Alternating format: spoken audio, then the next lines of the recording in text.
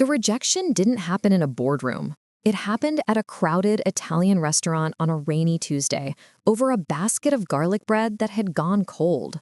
I had prepared a portfolio, not a digital one, but a physical binder with fabric swatches, wood samples, and a 3-year financial projection for Vance restoration. I wasn't asking for a handout.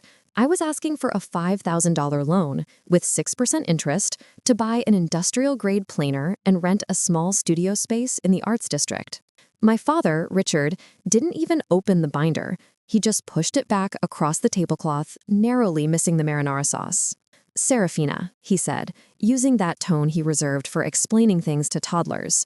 "We love your little projects, but $5,000 is real capital. We can't just throw it away on a hobby that belongs on Etsy." My mother, Carolyn, patted my hand, her manicured nails digging slightly into my skin.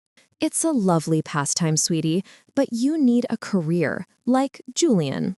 Julian, my younger brother by 3 years, the golden child, the boy who had never finished a load of laundry in his life, let alone a business plan. "Julian is innovating," Dad said, his chest puffing out. "His app, Nightlife, it's going to disrupt the event space. It's the Airbnb for VIP tables." I tried to keep my face neutral. Julian's app was a glorified group chat that let college kids overpay for bottle service. He had been working on it for 2 years from the comfort of my parents' guest house, which they had rebranded as his incubator. "We're backing Julian," Mom beamed, sipping her Pinot Grigio. "We took out a home equity line of credit, $50,000. He's launching in beta next month." The number hit me like a physical slap. 50,000 for vaporware, while I was begging for scraps to build a tangible asset. 50,000? I managed to say, my voice steady but tight. "But you just told me 5 was real capital." "It's an investment, Sarah," Dad snapped, annoyed that I was questioning the logic. "Julian has potential. You have sawdust. There's no scale in fixing old chairs." I looked at them, really looked at them. I saw the blind faith in their eyes for a son who treated them like an ATM, and the absolute dismissal of the daughter who had been self-sufficient since 18. They didn't see me. They saw a girl playing shop. I didn't argue. I didn't flip the table. I just took my binder back. "Okay," I said. "I understand." "Don't be dramatic," Mom said, frowning. "We're just being realistic. You're the steady one, Sarah. You'll figure something out. You always do. Julian needs our help to fly." The words echoed the mantra of my childhood. You're strong, so you get nothing. He's weak, so he gets everything. I walked out of that restaurant into the rain and made a silent vow. It was the last time I would ever ask them for a cent. I didn't get the loan. I picked up a graveyard shift at a logistics warehouse to pay for the planer. I didn't get the studio. I worked out of the freezing storage unit at 4 a.m., stripping varnish until my fingers bled. For 2 years, I was a ghost. I missed Thanksgiving. I missed Easter. I was too busy turning sawdust into high-end, bespoke furniture that was selling for $15,000 a piece to interior designers in Manhattan and architects in London. They thought I was sulking. They thought I was failing. They didn't know that my hobby had just cleared 7 figures in revenue. And they certainly didn't know about Sterling & Vance. Sterling & Vance wasn't my furniture company. That was still just Vance Restoration. Sterling & Vance was the boutique private equity firm I had quietly joined as a junior partner. It started when Elias Sterling, a legendary investor, bought a mid-century desk from me. He came to the storage unit to inspect it. We got to talking. He liked that I understood margins. He liked that I knew the difference between value and hype. He realized that the same mind that could deconstruct a 100-year-old cabinet could deconstruct a failing business model. He brought me in as a silent partner to evaluate tangible asset investments. I worked for him during the day in a glass tower, and I restored furniture at night in my new climate-controlled warehouse. 2 years after the Italian dinner, I was sitting in Elias's plush office, reviewing a stack of pitch decks for our Q3 seed round. And there it was, 4th from the top. Nightlife, the future of social currency. Founder, Julian Vance, seeking $250,000 seed round to avoid insolvency. I picked up the deck. It was glossy, heavy on buzzwords like synergy and ecosystem, and completely void of actual revenue data.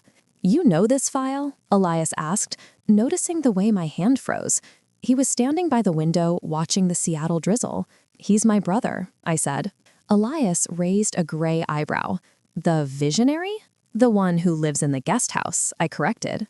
"His numbers are a crime scene," Elias said, walking over to tap the financial page. "He burned through his initial $50,000 friends and family round in 6 months.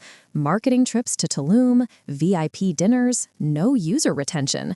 This isn't a business, Serafina. It's a bonfire." I knew exactly where that 50 grand had come from: my parents' retirement. "Why is it on our desk?" I asked. "Because his father, your father, called in a favor with one of my board members," Elias said. "Begged for a meeting. Said his son is the next tech titan and just needs a sophisticated investor to see the vision. He was very insistent." I remembered Dad at the restaurant. "Julian is innovating. We're investing." "Are you going to take the meeting?" I asked. Elias shrugged. "I was going to pass. It's a waste of my time. Unless—" He looked at me, a slow, shark-like smile spreading across his face. "Unless you want to take it." The room went quiet. The only sound was the hum of the server rack in the corner. I thought about the binder I had made. I thought about the freezing storage unit. I thought about the $50,000 my parents had poured into Julian's ego while mocking my work. They wanted a meeting with a sophisticated investor. They wanted someone with the power to save them. "Set it up," I said. "You want to run point?" I asked. "No," I said, standing up to smooth my silk skirt. "I want to be the decision maker." Elias laughed, a dry, approving sound. "All right, Friday at 10 a.m., the boardroom. I'll tell them they're meeting with our new managing partner for emerging markets." I nodded. "Don't tell them my name." "Of course not," Elias said. "That would ruin the lesson." I went back to my desk. I didn't look at another file for the rest of the afternoon. I just stared at the nightlife deck. I looked at Julian's headshot, smiling, confident, completely oblivious to the fact that he was standing on a trapdoor. They were coming here to beg for money. My money. I picked up my phone. I had a text from my mom from 2 days ago. "Hi, sweetie, haven't heard from you. Julian has a massive meeting this week. Send him good vibes. We are so excited." I didn't reply. I didn't need to send vibes. I was sending the audit. Friday morning arrived with a steel gray sky. It was perfect execution weather.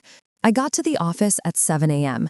I usually wore work boots and canvas aprons to the studio, or simple slacks when I was at the firm. Today, I dressed for war. I wore a tailored charcoal suit that cost more than Julian's car, 4-inch stilettos that clicked sharply against the marble floors.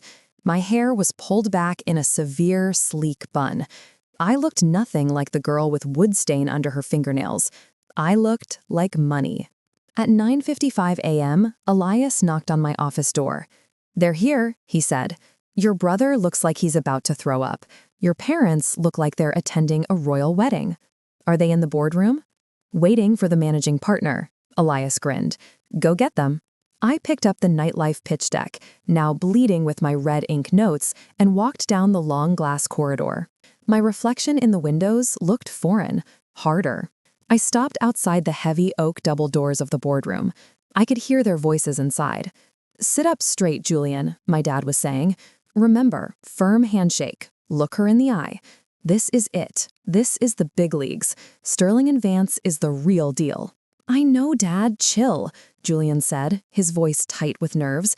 "I got this. The deck is fire. Once she sees the user interface, she'll cut the check." "Just be yourself, honey," my mom cooed. "You're brilliant. They'll see it." I took a deep breath. "You're strong, Sarah. You'll figure it out." I pushed the doors open. The three of them turned, smiles plastered on their faces, ready to charm the checkbook of the mysterious managing partner. Dad was in his best suit, the one he wore to weddings and funerals. Mom had her serious business scarf on. Julian was wearing a blazer over a graphic t-shirt, trying too hard to look like a Silicon Valley prodigy. Their smiles dropped at the exact same second. It was like watching a demolition in slow motion. "Serafina?" Mom whispered, her hand flying to her throat. Dad stood up halfway, then sat back down, completely bewildered. What are you doing here? Did you deliver something? Are you the assistant?" Even now, even in a $3,000 suit in a downtown skyscraper, to them, I was just the help. "Please take your seats," I said, my voice calm, filling the cavernous room. I didn't look at them. I walked to the head of the massive granite table and sat down in the leather chair usually reserved for Elias. I placed the pitch deck in the center of the table. "I am the managing partner," I said. Julian laughed. It was a nervous, high-pitched sound. "Good one, Sarah. Seriously, where's the lady? We have a pitch at 10. Is she running late?" "The meeting started 2 minutes ago, Julian," I said, checking my gold watch. "And you're already wasting my time." I pressed a button on the console table. The massive screen behind me flickered to life, displaying the title slide of his pitch deck. "Nightlife," I read flatly. "The future of social currency." Dad's face went from confused to purple. "Now, see here, Serafina. I don't know what kind of prank you're pulling, getting into the building like this, but this is a serious business meeting. Elias Sterling agreed to meet with us. Get him in here." "Elias trusts me to handle high-risk assets," I lied. It wasn't a lie, really. "You wanted a sophisticated investor, Dad. Here I am." I leaned forward, resting my elbows on the table. "So, Julian, sell me. Why should I give you $250,000? Julian looked at Mom, then Dad, begging for help. But they were frozen. The reality was crashing down on them. The daughter with the Etsy hobby was sitting at the head of the table, holding their financial lives in her hands. Julian stammered, clicking his slide clicker nervously. "The market is huge.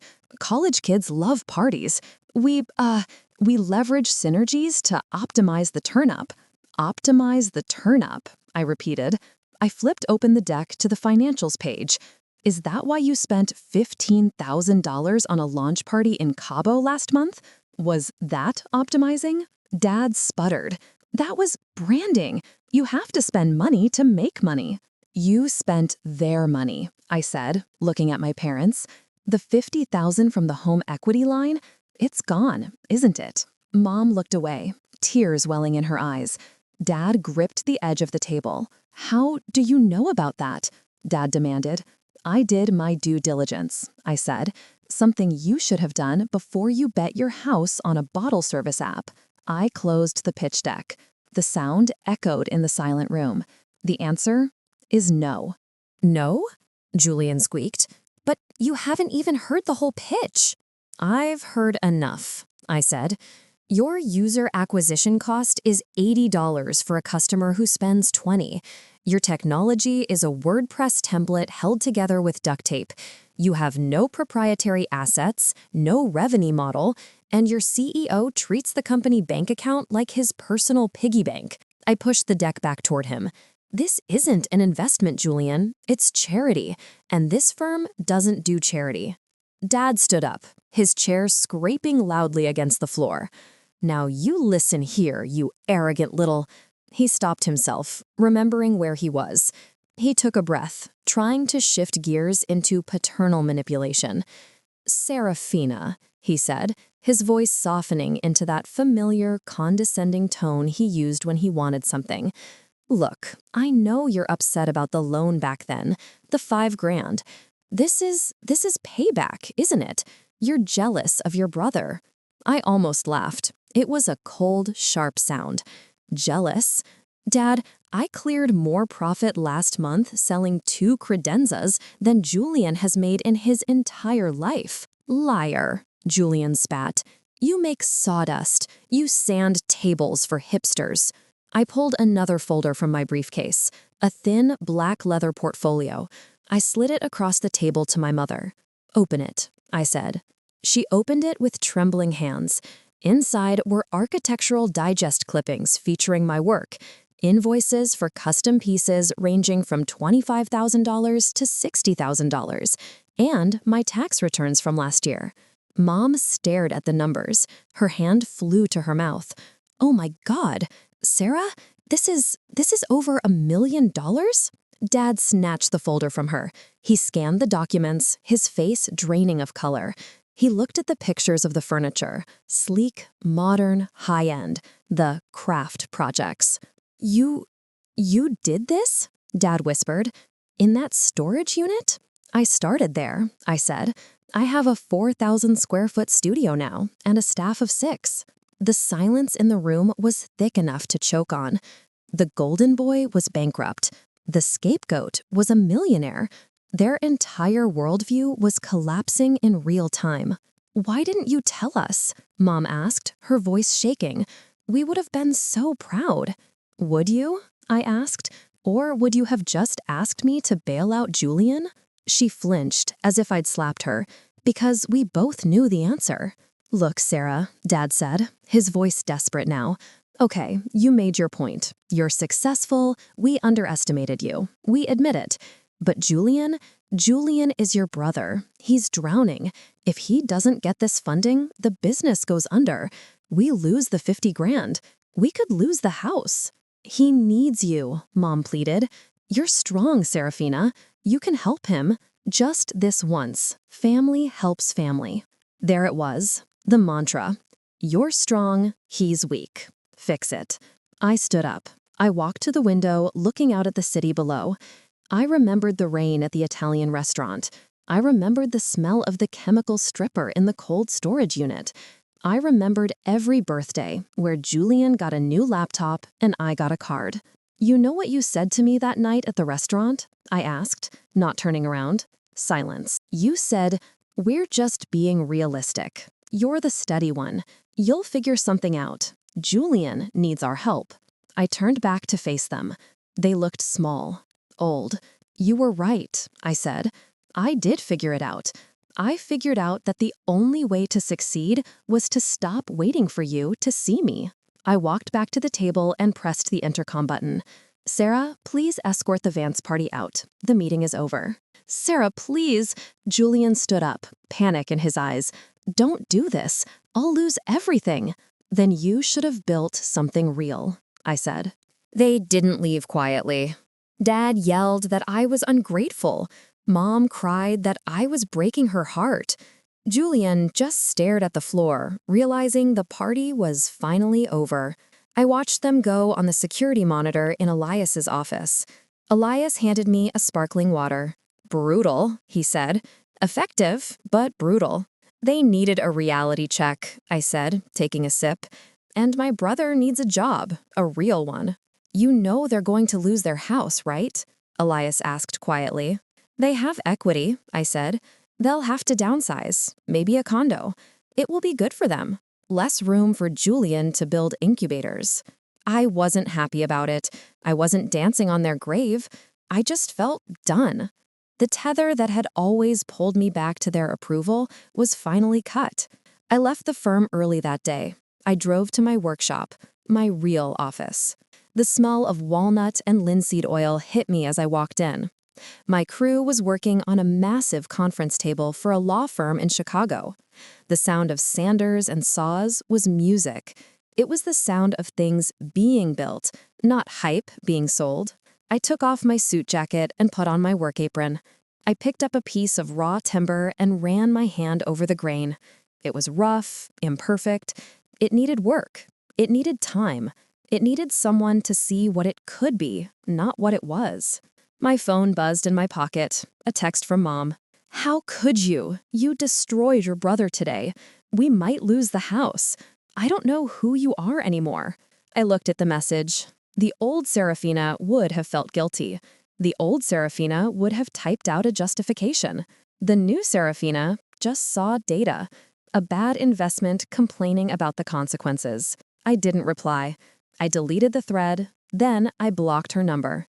Then Dad's. Then Julian's. I set the phone on my workbench and picked up a chisel. I wasn't the strong one anymore. I wasn't the safety net.